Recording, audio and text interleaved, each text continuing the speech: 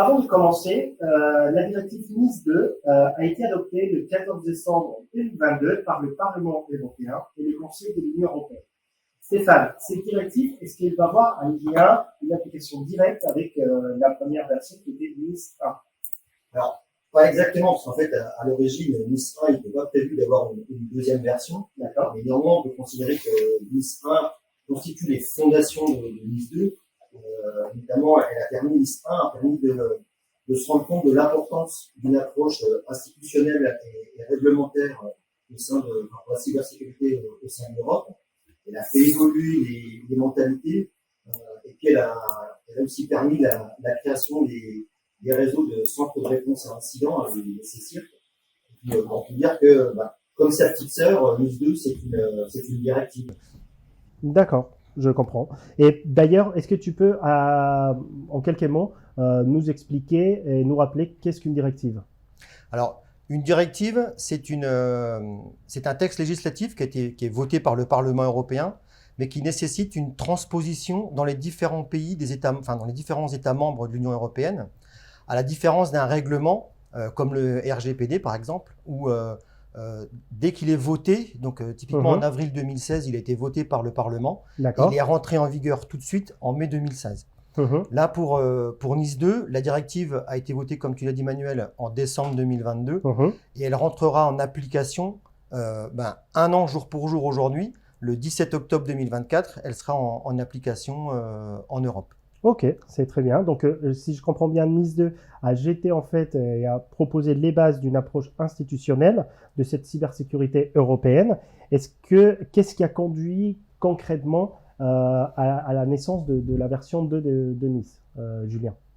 Alors, en fait, entre NIS 1 qui était en 2016 et NIS 2 de 2022, donc 2024, en termes de transposition, il s'est passé beaucoup de choses. Il a fallu tenir compte des menaces. L'évolution de la menace, elle se traduit sur différents axes. Il y a l'augmentation du volume, tout simplement, on en parle de plus en plus, mais le volume d'attaque a largement augmenté. On peut parler aussi de sophistication.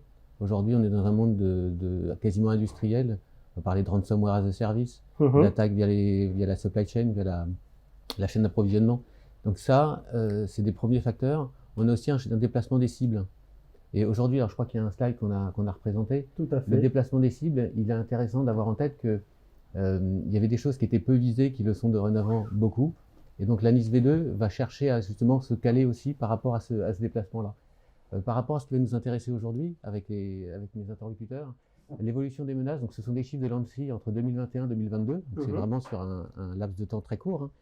Ce qu'on observe, c'est que sur les administrations locales, les établissements de santé et les établissements d'enseignement supérieur, on bascule, on voit des augmentations très importantes, donc 19-23%, 7 à 10%, 3 à 8%. Et ça, c'est quelque chose qui va amener l'ANSSI, qui transpose le texte de l'Europe, à se poser des questions sur quel est le nouveau périmètre qu'on va pouvoir mettre dedans. Si je devais résumer un peu, on est passé de réglementation qui était un peu de niche sur des opérateurs dits souvent vitaux, à une cybersécurité plutôt de masse, beaucoup plus étendue. Et est-ce qu'il va y avoir d'autres leviers qui conduisent à cette naissance Alors là, j'ai parlé de l'évolution de la menace. Après, il y a aussi un constat qui avait été fait, là aussi dressé par l'ANSSI, comme étant NIS V1 avait été souvent vue comme insuffisante à plusieurs égards, notamment par rapport à l'hétérogénéité des dispositions, telles qu'elles avaient été transposées. Pour compenser ça, aujourd'hui, la NIS V2, elle va s'appuyer sur deux volets. Le premier qui va être beaucoup plus prescriptif. Là où avant, il y avait des interprétations, il y en aura moins. D'accord. Et par la mise en place aussi d'un espace, on va dire d'un écosystème français et européen pour permettre le développement d'un espace collaboratif entre les entités.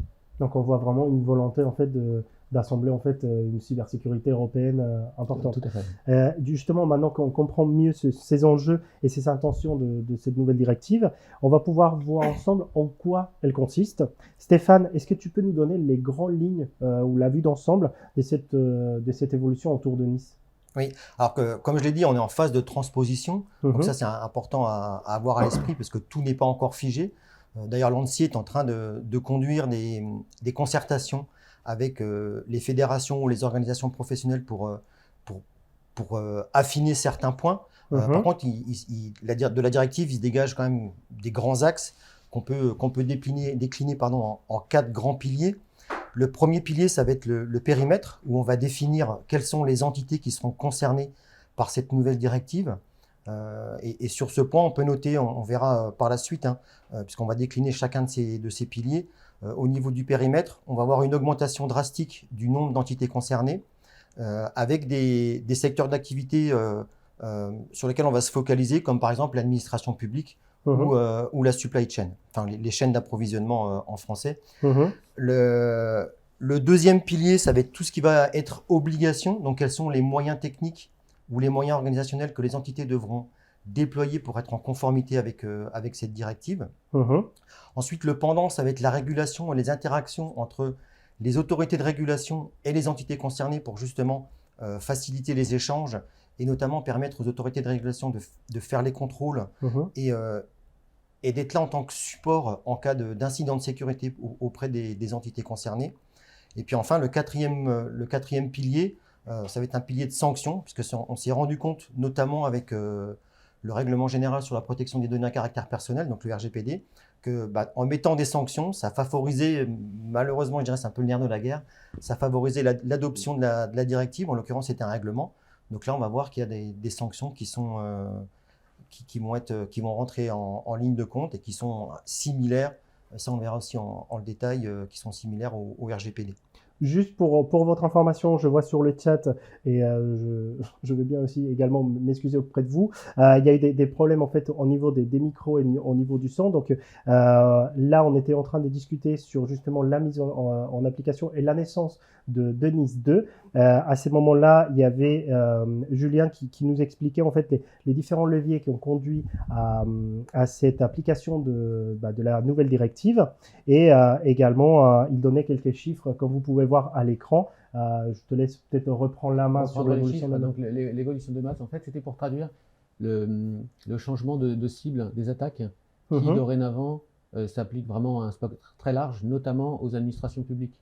Et donc ces chiffres-là qui proviennent de l'ANSSI sur un laps de temps d'1 an, on voit augmenter de plusieurs points en termes de proportion. Donc aujourd'hui, si on fait la somme, on est à quasiment, alors pas 50%, mais entre 1 tiers et 50%, qui va concerner les administrations publiques. D'où l'importance de ce webinaire et de sensibilisation autour de ça, et de l'ANIS qui vient compléter ce dispositif européen.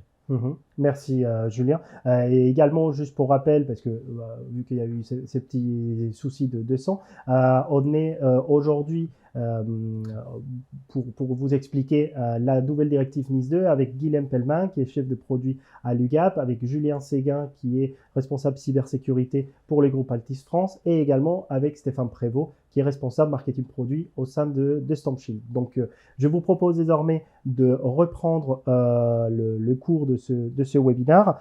Stéphane, à l'instant, il parlait de ces 4 piliers en fait qui ont donné naissance à NIS 2 et les évolutions qu'il y a eu vis-à-vis par rapport à la première directive. J'ai également une autre question pour Julien. Justement, tu as évoqué, Stéphane, les 4 piliers majeurs, si je puis dire. Donc, pour rappel, c'était ça va être un peu le périmètre de la directive par rapport aux administrations publiques. Ensuite, c'était les obligations, si je ne me trompe pas. Puis la régulation et les interactions entre les entités et les différentes autorités de régulation. Et pour finir, un peu le pilier, je dirais plutôt pécunier ou de sanctions, qui fait écho au règlement RGPD. Avant de rentrer dans ces 4 piliers dans le détail au cours de ces webinaires, Julien, est-ce qu'il y a d'autres éléments à retenir pour cette nouvelle directive ?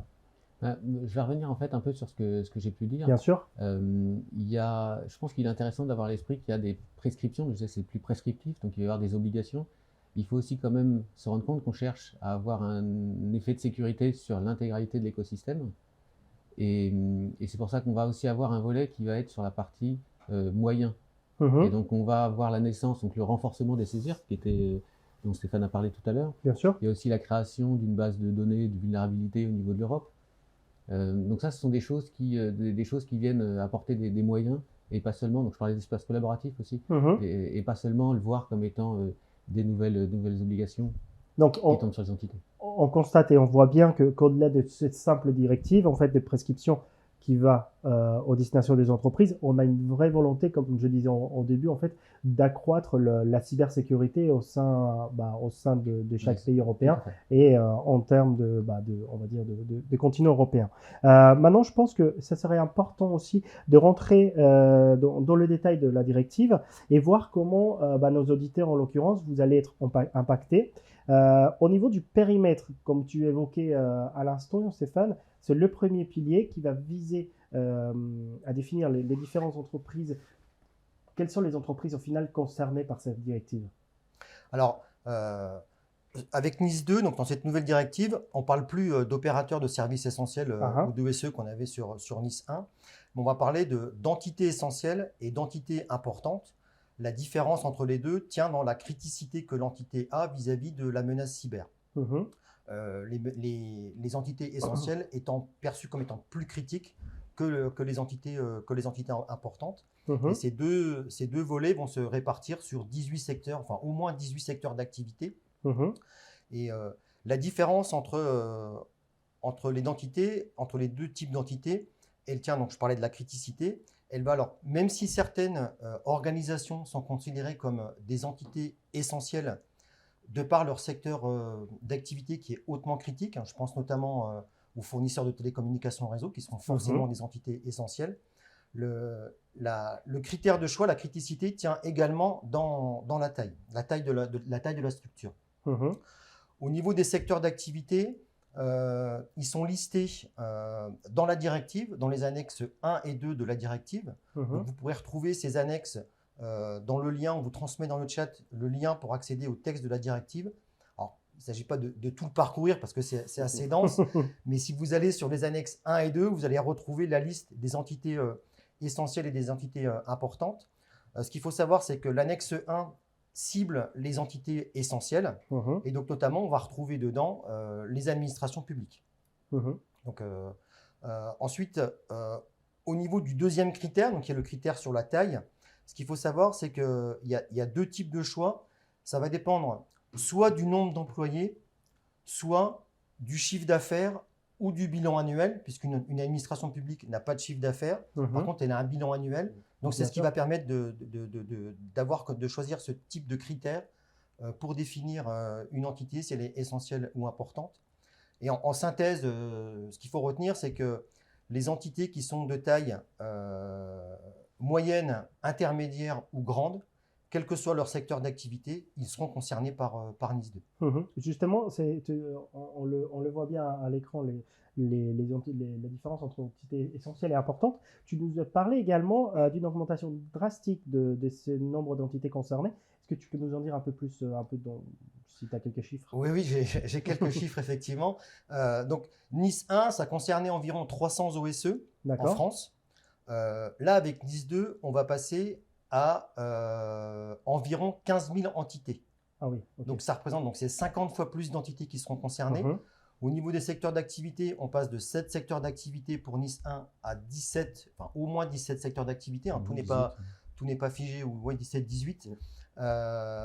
Donc voilà en termes de chiffres pour la France. Et pour vous donner encore un peu plus d'ampleur sur ce chiffre, au niveau européen, ça va représenter entre 120 000 et 150 000 entités concernées par NIS 2. Donc ce qui montre vraiment, comme le disait Julien, cette volonté du Parlement européen d'étendre la cybersécurité à une grande partie des entreprises et des organisations européennes. Oui, ce qui permettra, in fine, en fait, de mieux se protéger en tant que différents pays, que ce soit en France, en Allemagne ou ailleurs. D'ailleurs, au sujet, en fait, Guilhem, d'administration publique qui vont être concernés, qui à la base n'étaient pas concernés par NIS 2, ce qui constitue un gros changement par rapport à ces deuxièmes opus. L'UGAP est un acteur qui va être clé dans le domaine. Est-ce que tu peux nous en dire un peu plus et en quoi l'UGAP peut aider ses clients pour la mise en place de cette directive? Oui, tout à fait. Alors, avant d'expliquer en quoi l'UGAP peut aider les entités publiques dans la prévention de NIS 2, je vais faire un petit rappel sur ce qu'est l'UGAP. Bien sûr. Donc, l'UGAP, c'est la seule centrale d'achat public qui est 100% dédiée au marché public. C'est vraiment un acteur incontournable de l'achat public. L'UGAP, elle se distingue par son mode de fonctionnement, donc c'est un mode d'achat pour revente, et elle a également elle est énormément engagée en faveur des politiques publiques. On a notamment des clauses d'insertion sociale dans la plupart de nos marchés qui font, par exemple, qui favorisent le retour à l'emploi de personnes qui n'en ont pas. Donc ça, c'est vraiment un point très important et l'UGAP veille à ce que nos titulaires de marché respectent ces clauses. L'UGAP va vraiment accompagner le secteur public parce qu'elle va leur permettre d'accéder à la commande publique. Et tout ça, bien sûr, sans passer d'appel d'offres. D'accord. Et quelle que soit la taille de l'entité publique et quel que soit le montant de la commande, le budget, etc. Donc c'est vraiment là où elle va pouvoir accompagner tous les acteurs de la sphère publique. Donc quand on parle d'acteurs de la sphère publique, c'est notamment tout ce qui est collectivité territoriale, établissement public de l'État, tout ce qui est secteur de la santé et secteur social. L'UGAP, c'est aussi un réseau territorial de proximité. On a à peu près 800 collaborateurs qui sont présents partout en France, donc au travers de 25 implantations territoriales et 8 directions territoriales. Donc ce qui fait que, où que vous soyez en France, finalement, vous allez toujours avoir un commercial UGAP à proximité, ce qui fait qu'on sera vraiment toujours là pour accompagner le secteur public, les entités publiques dans ce sujet, dans le renforcement de la maturité cybersécurité, et notamment dans le cadre de cette nouvelle directive NIS 2. D'accord, je te remercie. Je pense que c'est très clair et justement, cette proximité implique le fait de pouvoir mieux les accompagner en tant qu'administration publique. Julien, maintenant que nous avons abordé le périmètre et les entités qui sont concernées, je pense que, du coup, vous vous en doutez, vous serez sûrement impacté. On va pouvoir passer aux autres piliers. Donc, pour rappel, il y en avait 4. Au niveau du deuxième pilier, en fait, qu'est-ce que tu peux nous dire sur les obligations? Alors les obligations, c'est le champ qui peut paraître un peu le plus difficile pour les entreprises et les administrations. Dedans, donc, il y a une dizaine de règles qui sont écrites. En revanche, il ne faut pas avoir l'idée, il n'y a rien de vraiment nouveau en termes, on n'a rien réinventé, donc il ne va rien réinventer. On a des pratiques de cyberhygiène aujourd'hui qui existent déjà. Il y a des cadres de référence que les gens connaissent, des cadres de certification. Oui. Donc il n'y a pas de choses révolutionnaires. Dedans, on va retrouver, pour les citer, donc c'est à la fois des mesures qui peuvent être techniques, d'autres opérationnelles, d'autres organisationnelles. On va retrouver des choses autour des politiques autour de la gestion de risque, de la gestion des incidents, la continuité d'activité. Qu'est-ce que je peux citer d'autre? Parmi les choses plus techniques, on est chez StormShield, on va avoir des choses qui vont être liées plus au cloisonnement, au filtrage, au contrôle d'accès. Donc toutes ces choses-là, on va les retrouver. Je pense que dans les choses qui peuvent être aussi intéressantes à mentionner, tout à l'heure j'ai indiqué le côté plus prescriptif. Tout à fait. Il y a une obligation, alors qui n'est pas nouvelle, qui est la logique de déclarer un incident. La déclaration des incidents, c'est quelque chose qui, au titre de la NIS V1 de mémoire, c'était sous délai raisonnable. Donc ça ne veut pas dire un délai raisonnable en fait est en transposition dans chaque pays avait un peu choisi, donc vous allez avoir en tête parfois des 72 heures parce que les gens ont transposé quelque part le RGPD qui avait ce chiffre-là. Aujourd'hui, la NIS V2 arrive et dit non, il y a une obligation de primo-déclaration sur incident, donc une déclaration à chaud qui doit se faire sous 24 heures. Et ensuite, donc, il y a un délai de 72 heures qui est mis en avant. Donc, je pense que ça illustre bien le côté plus prescriptif et le niveau d'obligation qui peut être demandé, qui est comme très très exigeant. Aujourd'hui, une déclaration d'incident en moins de 24 heures, alors c'est du à chaud, mais c'est quand même très... Oui, ce qui permet aussi de bien agir en cas de souci. Alors, et ce qui va permettre aussi, quand tout à l'heure je parlais de moyens, en face de ça, il peut y avoir des moyens qui sont donnés notamment par l'ANSSI, on imagine. Alors, c'est pas complètement fini d'être transposé, et on peut, donc, par rapport à ces moyens qui seront mis d'aide ou d'espace collaboratif pour résoudre les incidents, peut d'ailleurs avoir d'autres obligations, une pouvant être d'avoir un délai raisonnable de correction de l'incident. D'accord, je comprends. Et merci Julien, je pense que c'est très clair. Si vous avez des questions, je vois qu'on en a déjà sur la zone de questions. N'hésitez pas à les poser. On y reviendra comme je vous indiquais au début du webinaire, à la fin pour y répondre avec Guilhem, Stéphane et Julien. Justement, Stéphane, quand on voit un peu les contours qui commencent déjà à se peaufiner, qu'est-ce qui va se cacher derrière le terme régulation? Pour rappel, c'est le troisième pilier. On vient de voir les obligations et on a vu également le premier pilier avec toi. Qu'est-ce que tu peux nous en dire sur ce point? La régulation, c'est le pendant de l'obligation. Les obligations, ça concernait les entités importantes et essentielles. La régulation, c'est les obligations que vont avoir les autorités de régulation dans cette directive pour notamment assurer les contrôles, pour s'assurer de la mise en conformité des entités, mais également assurer les interactions entre les autorités de régulation et les entités. Donc elles vont notamment aider à à venir en support, comme le mentionnait Julien, je crois, sur en cas d'incident, les autorités de régulation ont un devoir de support auprès des entités pour les aider à assurer la gestion de l'incident. Donc, il n'y a rien, en fait, au final, qui va concerner les entités, comme on voyait à l'instant, importantes et essentielles ou... Alors, oui et non. Quand on parle les autorités de régulation ont une obligation de contrôle. D'accord. Donc, elles contrôlent les entités essentielles et importantes. Donc, elles vont être de facto concernées. Ce qu'il faut savoir, c'est qu'on distingue deux types de contrôle en fonction du type d'entité. Oui. Les entités essentielles, on va parler de contrôle ex ante, c'est-à-dire qu'elles sont complètement décorrélées d'un incident de sécurité. Et donc, le contrôle peut être inopiné pour s'assurer qu'il y a une bonne gestion de risque qui est en place dans ces entités essentielles. Avec donc la directive parle de moyens proportionnés et dissuasifs en regard du risque vis-à-vis de la menace cyber compte tenu du secteur d'activité de l'entité. Donc, on est vraiment typiquement, comme le disait Julien, dans de la gestion de risque. Et pour les entités importantes, on va parler de contrôle post-ex, c'est-à-dire que le contrôle ne peut avoir lieu que suite à un incident, donc un incident de sécurité.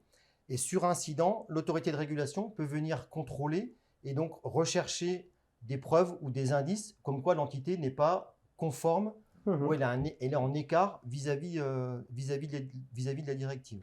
D'accord. Donc ces contrôles, on va retrouver des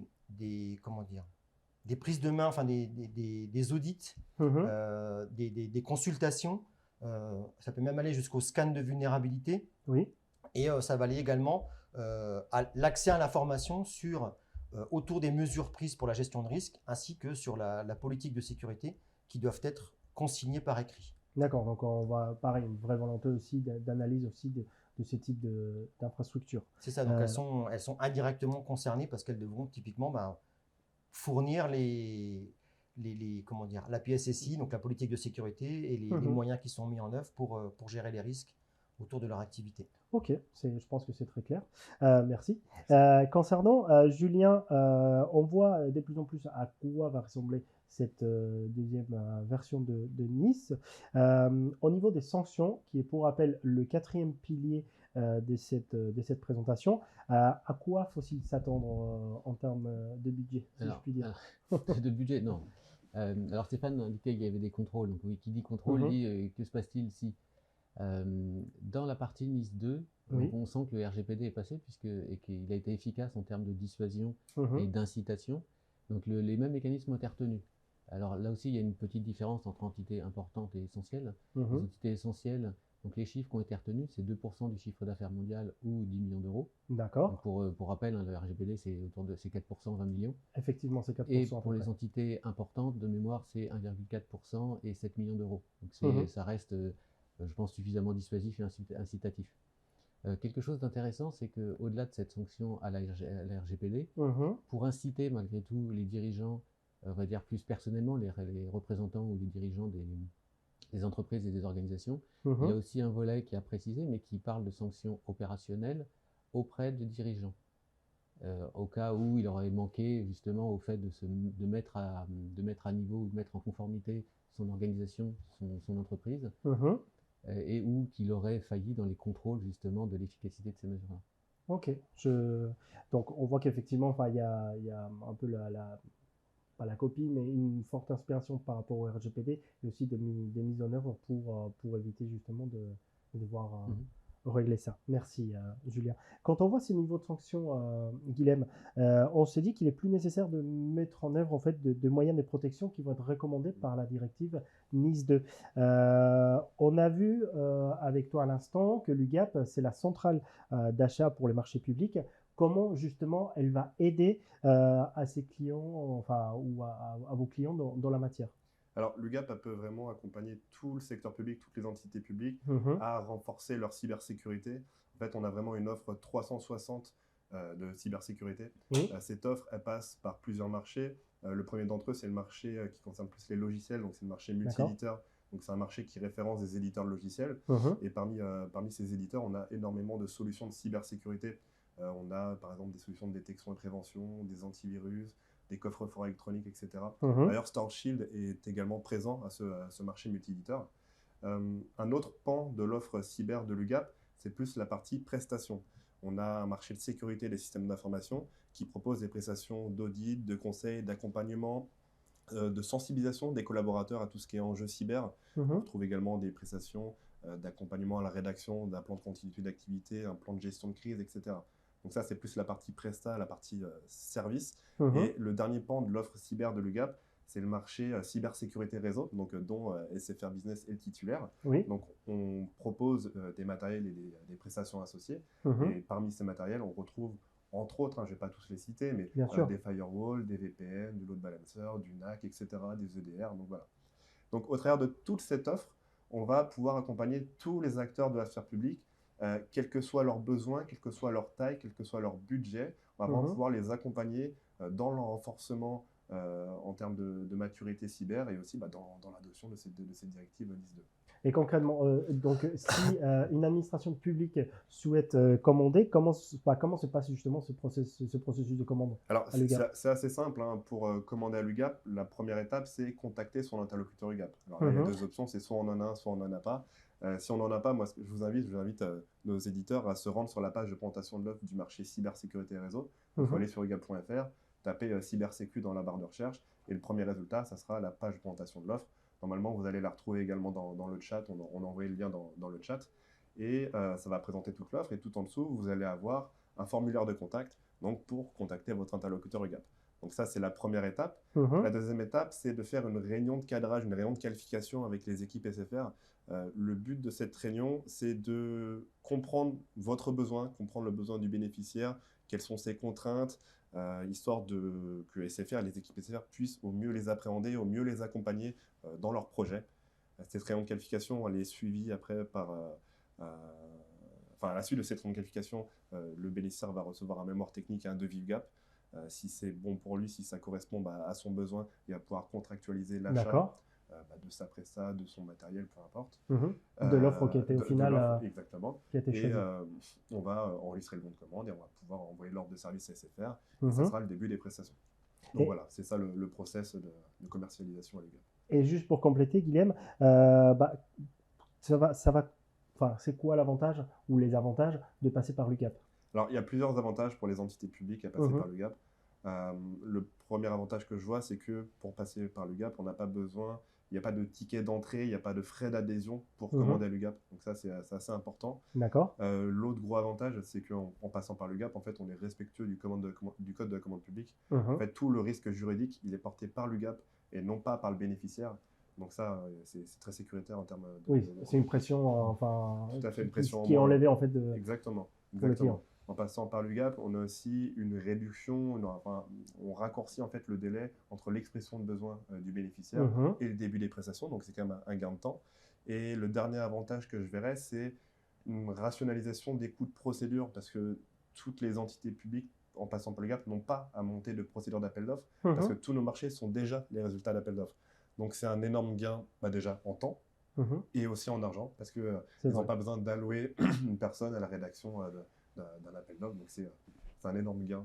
Oui, ce qui permet de gagner du temps, et on sait tous que temps, de l'argent, et ça permet d'optimiser en fait ces processus. Exactement. Merci. Concernant justement dans le catalogue, tu évoqué, Guilhem, le fait qu'on retrouve des produits StormShield, Stéphane. En quoi on va dire que ce produit StormShield vont répondre à la directive NIS2 aujourd'hui? Les produits StormShield, donc chez StormShield, on a 3 lignes de produits donc, qui vont permettre de déployer des moyens techniques pour être en conformité avec la directive NIS2. On va retrouver par exemple une solution comme StormShield Network Security, donc qui fait partie du marché de la cybersécurité et réseau, qui va vous permettre de mettre en place du contrôle de flux pour vos utilisateurs au sein de votre infrastructure pour protéger vos flux intersites ou vos flux vers le cloud. Vous allez pouvoir mettre en place, par exemple, des architectures SD-WAN ou encore la sécurisation des communications intersites. Ensuite, on a le deuxième produit, c'est StormShield Endpoint Security, qui est une solution EDR qui est basée sur une technologie innovante qui est sans signature et qui permet de reconnaître les techniques d'attaque utilisées par les hackers pour venir exploiter les failles qui sont présentes dans les systèmes d'exploitation ou dans les applications. Et cette technologie innovante, elle permet d'apporter un aspect de prévention au sein de la solution de détection, puisqu'on va être capable de bloquer en temps réel les menaces les plus critiques. Et donc, ce qui fait que StormShield Endpoint Security Evolution, c'est avant tout un EDR, c'est un EDR qui vous protège avant tout. Et puis, la troisième solution, c'est StormShield Data Security, qui va vous permettre de protéger vos données, quel que soit l'environnement dans lequel vous travaillez, que ce soit sur Office ou sur Google. C'est une solution qui est ergonomique, qui est complètement transparente, donc qui facilite l'adoption de la solution pour faciliter l'adoption de la protection de la donnée. Donc la solution, elle embarque sa propre protection, ce qui fait que la donnée peut être échangée et vous pouvez collaborer en toute sécurité avec StormShield Data Security. Et pour conclure sur les produits StormShield, l'ADN de StormShield, vous l'avez compris, c'est vraiment sur la sécurité. Donc on s'inscrit dans ce cadre-là dans une démarche systématique de certification ou de qualification auprès de l'ANSSI. Et donc régulièrement, l'ANSSI nous accorde sa confiance quelque part. Et ça donne un gage d'une part de confiance, mais également ça montre que nos produits respectent les usages et les cas d'usage qui sont définis par l'ANSSI, donc dans le périmètre de sécurité, et que ces usages répondent bien aux besoins, notamment des entités les plus critiques, dont les administrations publiques. Je pense que c'est très clair, et on voit comment les produits StormShield vont répondre dans le marché de l'UGAP à cette aide aux mises en conformité pour la nouvelle directive NIS2, que je le rappelle, elle n'est pas encore transposée au niveau ni français ni européen. Ça sera fait, comme vous disiez au début du webinaire, d'ici un an. Donc, ce que je vous propose maintenant, on est en dernière partie de cette présentation, c'est de passer aux questions. Je vois qu'il y a des questions dans le chat et des questions dans l'onglet questions. On va jongler avec les deux. Et déjà, dans un premier temps, il y a une question. Hop. Laissez-moi juste quelques instants, les temps que je les retrouve. Encore une fois, je m'excuse de ces problèmes de son au début, donc ça, on va les passer. Au niveau de... il y a déjà une question. Où peut-on récupérer la liste des entités concernées? Je vais essayer de justement vous la transmettre. Hop. Et sinon, est-ce qu'on peut récupérer la liste des entités concernées? Alors, je peux répondre à cette question. Je pense qu'à l'instar de liste 1, on ne peut pas récupérer la liste exhaustive des entités concernées. D'accord. Par contre, ce qu'on peut faire, c'est aller regarder dans les annexes 1 et 2 pour aller voir les différents domaines d'activité. Normalement, il y a le lien dans le chat pour consulter justement ces annexes. Mais on ne devrait pas trouver de liste exhaustive, en tout cas, des entités concernées. Peut-être maintenant parce que c'est pas encore... Exactement, c'est pas encore transposé. Donc... Merci Guilhem. Il y en a une autre. Restait-il des aides à la sécurisation de son infra pour les collectivités, pour celles qui ont raté la coche avec France Relance? Alors c'est pas prévu dans NIS2. Il n'y a pas de programme aujourd'hui qui est prévu par la directive pour financer la mise en conformité. La directive ne le prévoit pas. Après, est-ce que l'État le prévoira? Ça, on peut pas se prononcer. Non. Oui, parce que pour l'instant, en fait, le fait de pas avoir tout, comme tu disais, en fait, Julien, pas tout à fait sec la nouvelle directive. Peut-être que d'ici là, on en saura plus, mais pour l'instant, ça marche. Est-ce que la NIS V2 va s'appliquer aux établissements scolaires? Peut-être comme entité essentielle ou comme entité, comme on le voyait à l'écran. Sur les lycées ou les collèges? C'est la question établissement scolaire. La partie établissement supérieur. Donc, sur l'établissement supérieur, oui. Sur la partie d'établissement scolaire, alors à voir si on l'interprète comme ça sur les 18 secteurs, mais pas à ma connaissance. Ok. Ouais, sauf si c'est considéré comme une collectivité locale. Ou une administration locale, puisque la spécificité de la France dans le domaine, c'est que la directive offre la possibilité aux États d'étendre un petit peu le périmètre. Et donc, notamment en France, l'ANSSI a pris la décision d'étendre le périmètre donc, des entités qui doivent se mettre en conformité aux administrations locales. Donc, ce n'est pas uniquement les grosses administrations nationales, mais c'est également pour les collectivités locales. Après, dans les 15 000, si c'était toute petite école, et ce serait plus de 15 000. Donc c'est ça, Oui. c'est de Oui. façon claire, C'est je sûr. pense, dans Ouais. l'idée de l'ANSSI, les chiffres que citait Stéphane sont issus de prospectives de l'ANSSI. Donc je pense que là-dessus, il n'y a pas de risque, il n'y a pas de débat particulier. Merci.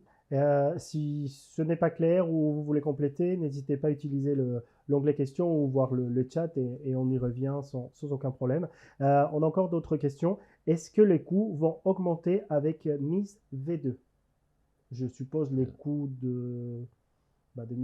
pour l'aide à la mise en conformité, que ce soit au niveau matériel ou Alors, peut-être des procédures. Après, comme je disais tout à l'heure, il y a rien de vraiment nouveau. C'est-à-dire quelque part, l'ANSSI, quand l'ANSSI présente un peu le dispositif, dit finalement on ne fait qu'écrire ce qui devrait déjà exister. Donc si vous êtes, on va dire, conforme à l'état de l'art, mais pas l'état de l'art, on va dire au guide de cyberhygiène, normalement non. On sait qu'en pratique aujourd'hui, si elle est mise en avant, cette mise de V2, c'est bien parce qu'on estime que, et vu le niveau d'attaque et la fréquence des attaques, il y a quelque part un besoin. Donc je pense que malheureusement, oui, il faut s'attendre à ce que, en termes d'organisation de la sécurité et des coûts d'investissement, il y aura probablement un impact pour les collectivités locales, quoi, comme pour toutes les entreprises concernées, les 18 secteurs. D'accord. Concernant les collectivités territoriales, sont-elles concernées toutes? Seulement les communautés d'agglomération? Cela dépend-il de la gestion des services sensibles? Si oui, lesquels? Alors, hein, Après, tout est au niveau du périmètre, du choix du périmètre. Donc, les collectivités territoriales vont faire partie des secteurs d'activité concernés. Ok.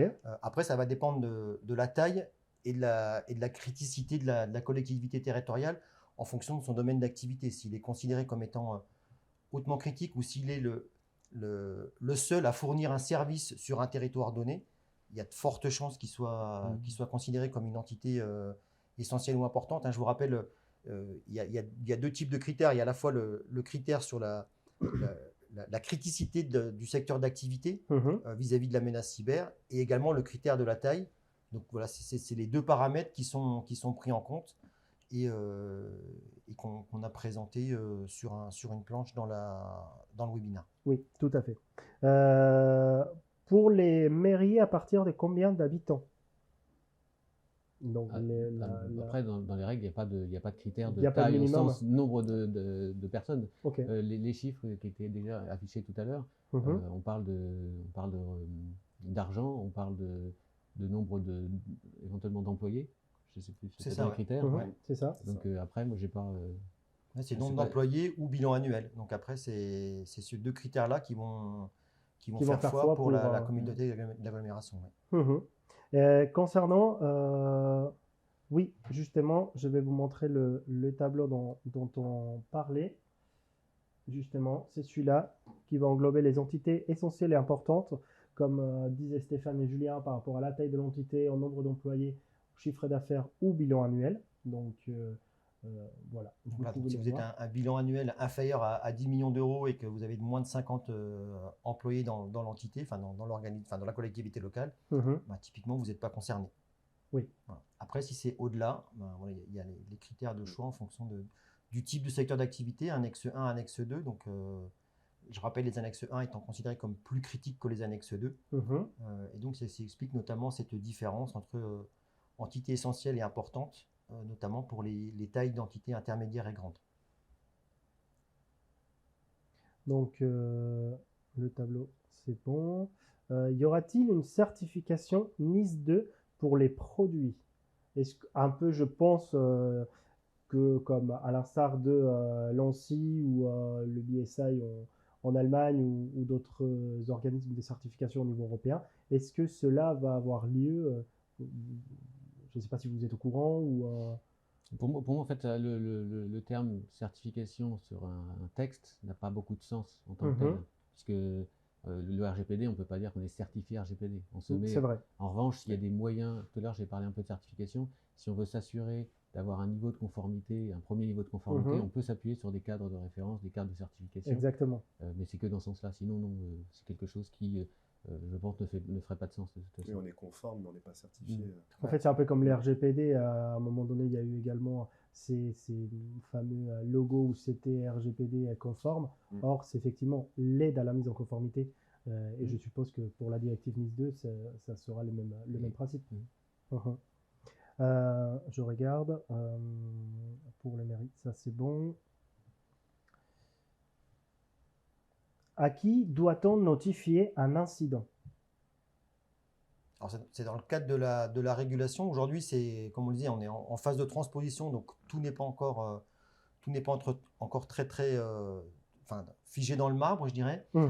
Ça peut être soit l'ANSSI, soit un centre de réponse à incident. D'accord. Et ce sera défini donc à l'issue des consultations qui ont lieu en ce moment. Et je crois que l'ANSSI va faire une restitution en février 2024. Tout à fait. Pour préparer justement et laisser le temps aux entités de prendre connaissance justement de ce périmètre prescriptif et de tous les moyens techniques et organisationnels qui devront être mis en œuvre pour être en conformité. Très bien.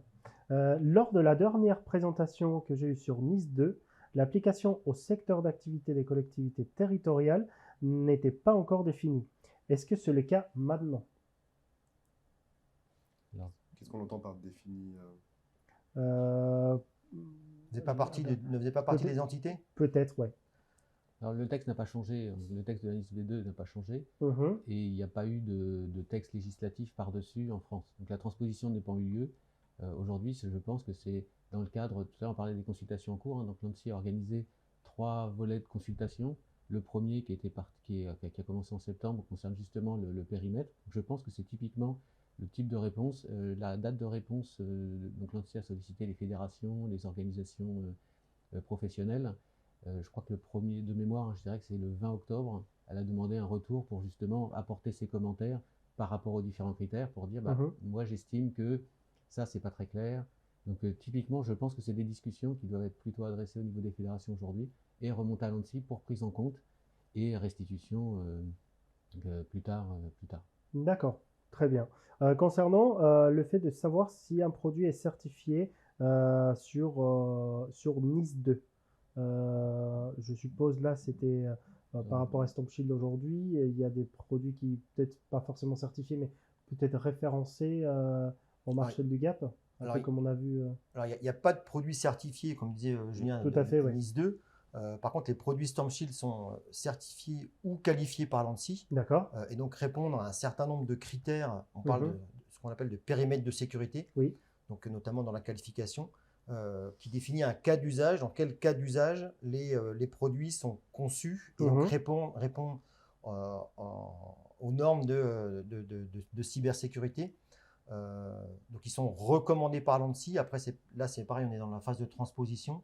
Est-ce que dans les obligations, en fonction du critère, en fonction de la criticité de l'identité, est-ce qu'ils devront déployer des produits qualifiés ou pas? Ça, on le saura à l'issue des consultations. Pour rappel, justement, c'est ce que vous disiez aussi tout au long de la présentation, il y aura un peu la fin à partir de février 2024 et la mise en application commencera à partir du 17 octobre de 2024. Donc, je pense qu'il y aura ces tampons pour pouvoir commencer un peu la mise en conformité.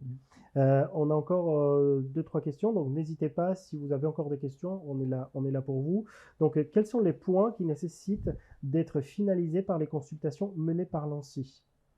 Tout à l'heure, j'évoquais le premier volet qui était sur la partie périmètre. Oui. A été lancé sur le mois d'octobre.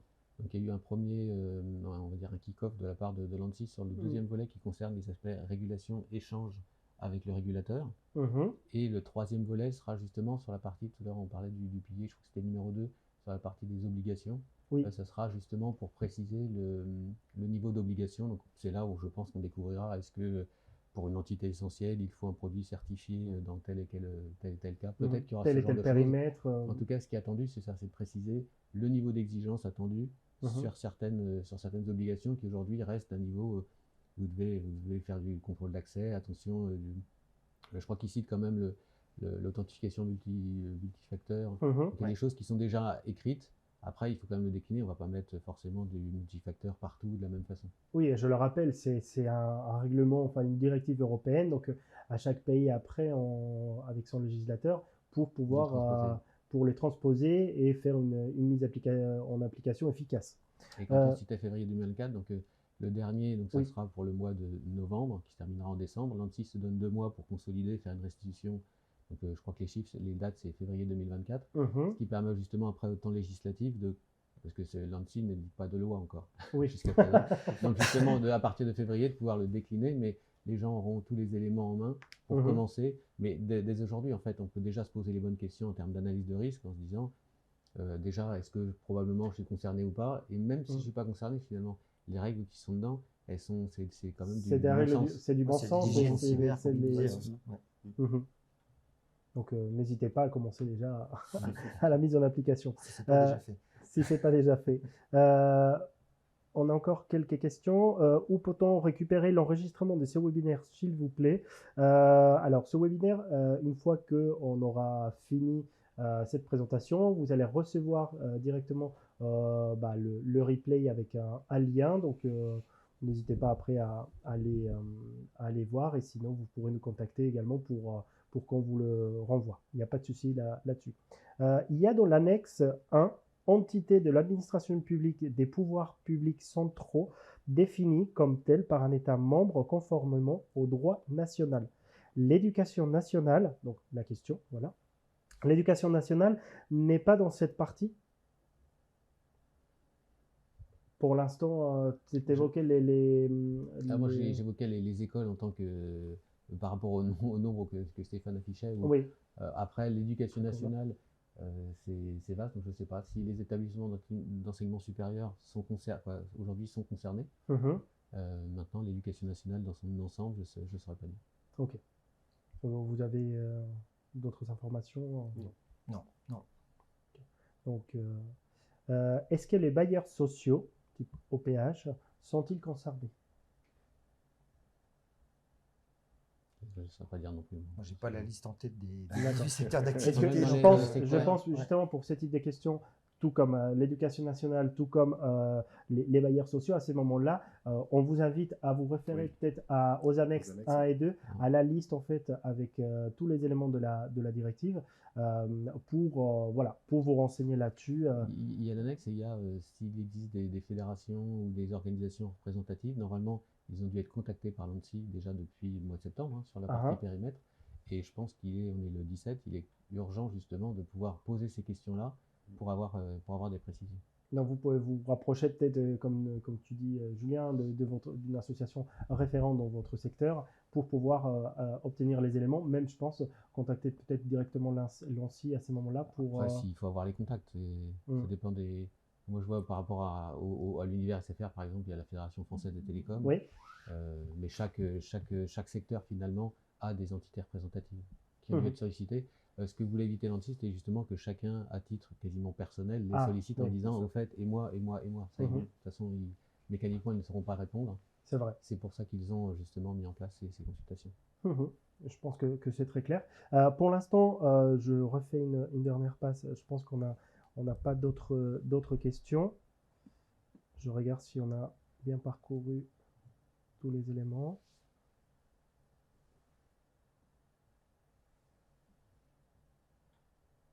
Donc le tableau, quelques instants.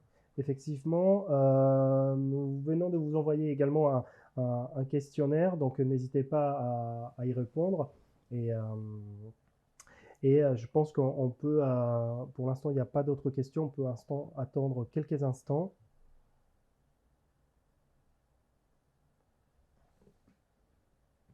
Pour l'instant, c'est bon. Donc, est-ce que je vous propose, c'est de clore cette présentation, ce webinaire. Donc, je te remercie, Guilhem, pour ta présence.